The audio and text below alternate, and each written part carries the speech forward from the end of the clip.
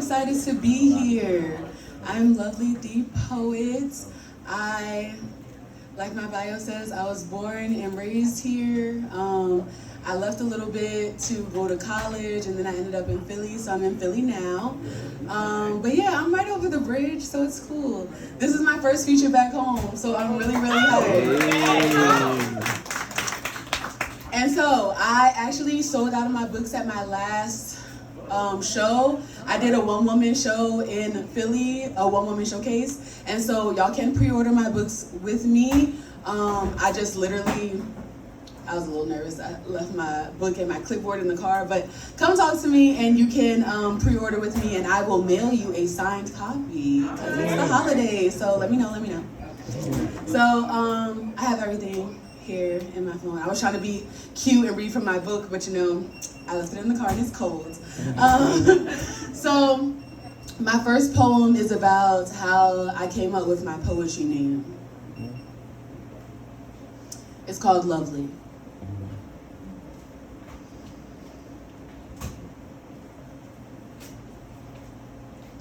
My first name means something people don't see often. Say often as if to say I'm a rare entity. It means I'll be this way forever in some countries. I wonder if it's a bad thing sometimes to be perplexed by such a big name with a small sound. So I made it bigger. I said it louder. I started using a microphone and poured myself into the world, unhinged and passionate like I can be, and gentle and embracing like I can be, but mostly all-encompassing as I try to be. I try to represent myself wholly nowadays. Try to give it all to people up front, so if they run, they do it fast. Before I begin to morph and change into something too deep, too scary, too cold, too hot, too fiery, too flooding, I'm moving the ways I make people lose their minds. Spiral out of control, find their people, crush them. My name can do damage. And has. I've seen it. Residue from it, evidence of it, left behind to deal with itself, myself. So I wrote letters to myself with my name in my big, bulky, curly handwriting, and I read them to people, some of them. I renamed myself Lovely, the meaning of my name and the last name on my birth certificate. So people always knew what they were getting. A little torture, a lot of promise, an adventure always, and blatant truth. Eternally lovely, the other meaning of my name. Forever one of the strongest people I know, another meaning of my name. And immortal, in this life, in my words, in my essence, the final meaning of my name. I am eternally strong and immortal love, and everything that derives from it. I am lovely. Wow. So yes, that's how I got my poetry name. It's literally love, and then a space, and then L-E-E. So if you're looking for me. This next poem is very important to me because it created space for me to become a slam poet. So yes, me and Marty were just talking about this. I went to Penn State. You don't have to cheer. It's okay. It's only like really exciting if you don't look like me.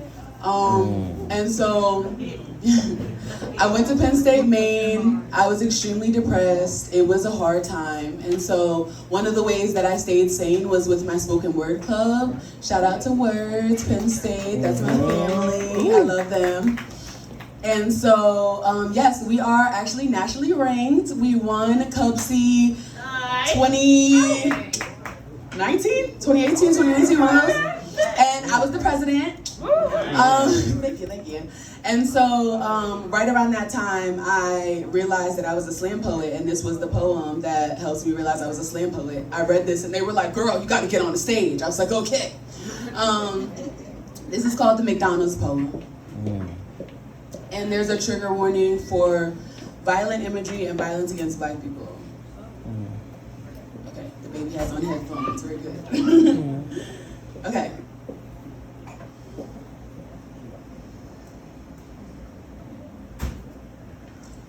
McDonald's, riddled with anxiety. It's a full house. There's a literal wave of intoxication flooding the doors. The pale and pretentious frat boys are belligerent in what they think is a line, but I'm outnumbered. And they need their fries, so we all have to suffer. I haven't gone out or been drinking, but I did make the mistake of trying to get dinner at Club McDonald's at PSU Main, terribly close to the let out, and the white cop with the black gun keeps staring at me. I'm sitting in the farthest corner in the back, far away from his privilege and right where he thinks I belong, in the back. I've always hated people staring at me, especially when they're looking down at me, on me. He's white.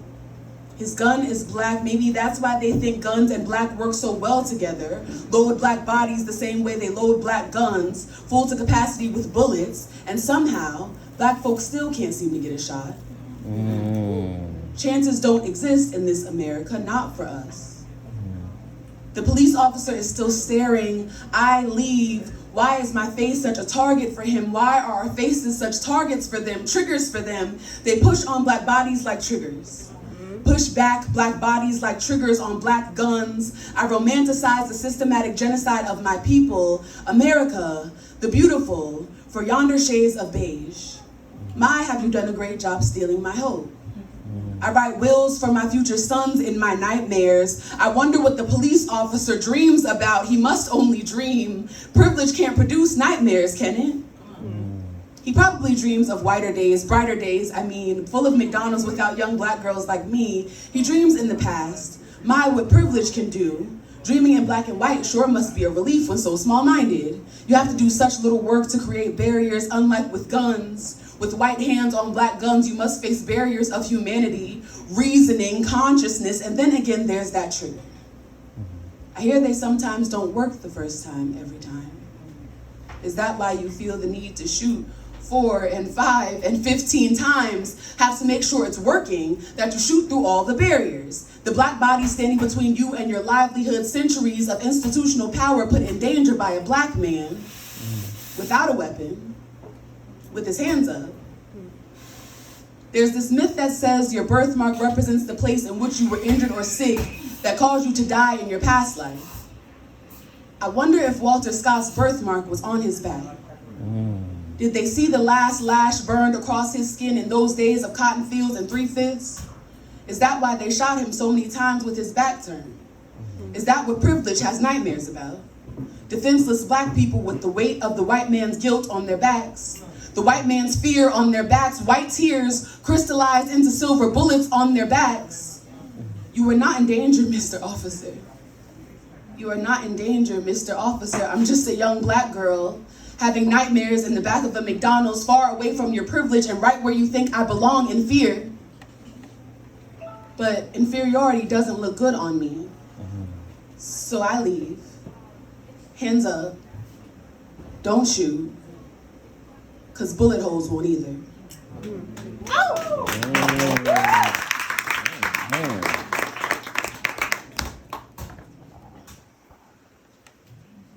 That one's always hard to perform. I've done it so many times. But it puts me in a space. I was literally, that is a true story. That was a stream of consciousness I wrote after being in a McDonald's on Penn State's campus. And yeah, super racist. Don't send your kids there, or your nieces or your nephews, or anyone that you care about, actually. Tell them don't go. Even if they're athletes, they just pay them to be mean to them.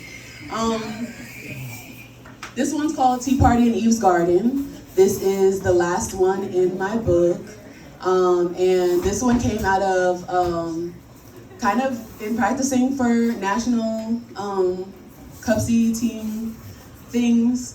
I had a friend that was really, really good with an extended metaphor, and I wanted to be an extended metaphor person. And so I was like, okay, so what's the most dreamy concoction I could come up with? And this is what I got. So I'm gonna set the scene. Alice from Alice in Wonderland meets Medusa and Eve from the Bible's garden. They're all black. It's very important. They're all black. Key to the story.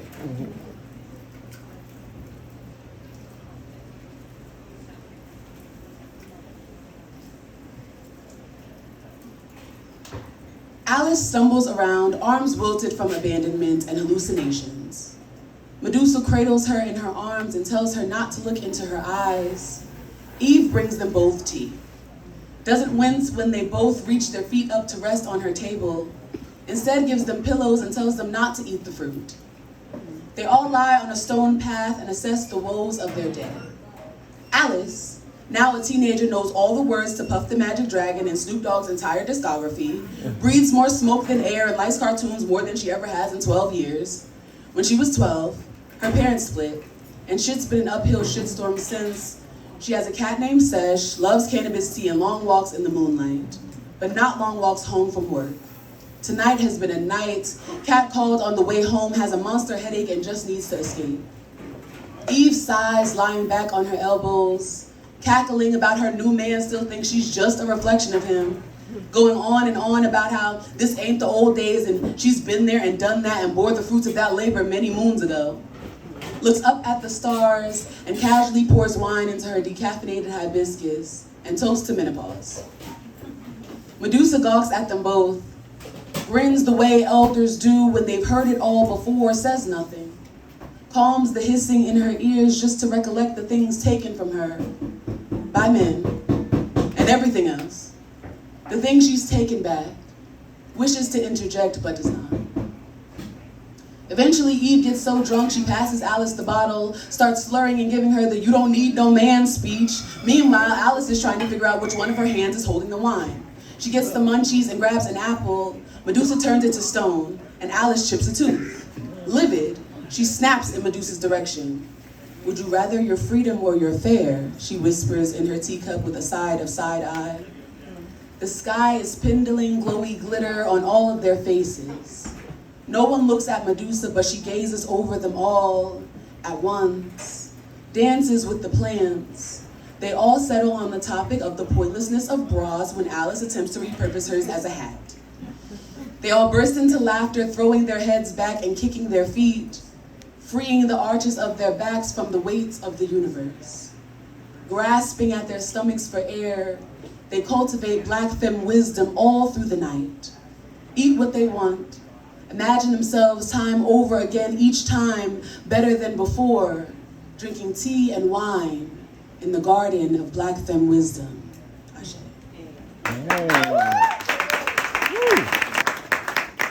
Thank you. So those three are actually from my book. It's called Lovely Truths and Metaphorical Violence. It's everywhere. It's on Amazon, it's on Barnes & Noble, it's on Books A Million. Like I said, I've been having I've been touring, kind of up the East Coast. So I'm definitely going to have more signings here in Jersey. I did 2 in Philly. I'm gonna go down at some point because I have a bunch of family in North Carolina. So yes, please, after I'm done, feel free to talk to me. I'm friendly. I'm also a teacher. I'm really easy to talk to, I promise. How much is your book? My book is only $23. Only $23?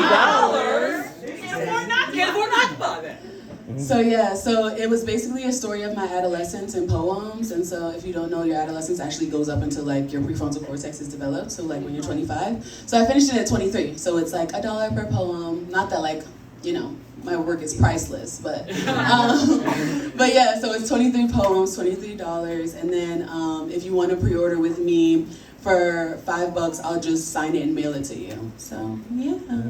I'm going to get into my last poem and then I'll ramble to you guys for a little bit about all the things that I do. So like I said, those 3 poems are in my book. If you're interested, that's the kind of stuff that's in there. Love and war and other things. I tell a lot of the truth, so buy it before it's banned, because and if you're a teacher, that's even better. We need to get it to the students and the children so that they can keep telling the stories because they're trying to erase our history. So yes, this is a new poem. This shit is new. Yes, I'm pulling an Uno reverse on my man. You thought you were gonna get me. Oh shit! So this is dedicated to the love of my life. It's called Soul Tide. Stay strong, right? Tear up, it's cool. It's called Soul Tide.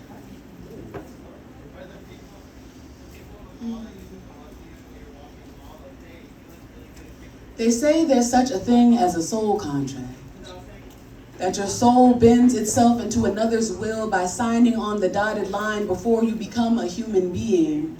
Soul already getting taxed with the mindset of meeting the one.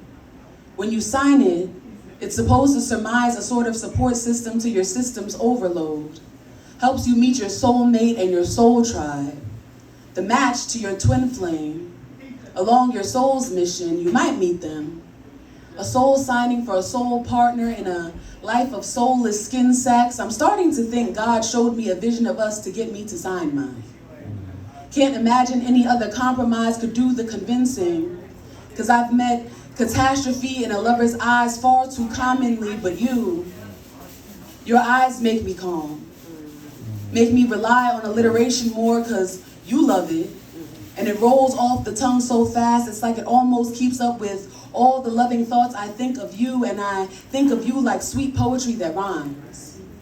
Like rhymes and lullabies used to lull us to sleep as we lay tired in kindergarten dreams when a good breeze would make your eyes heavy effortlessly. You make my inner child feel safe to roam about and use the jungle gym wrong, but it's right.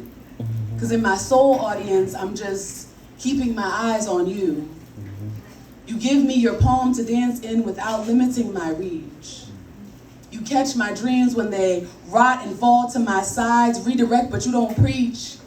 You give me breath and a body that can build bridges from busted out windows to Terabithia if you patient. And you're patient. And you're patient with me.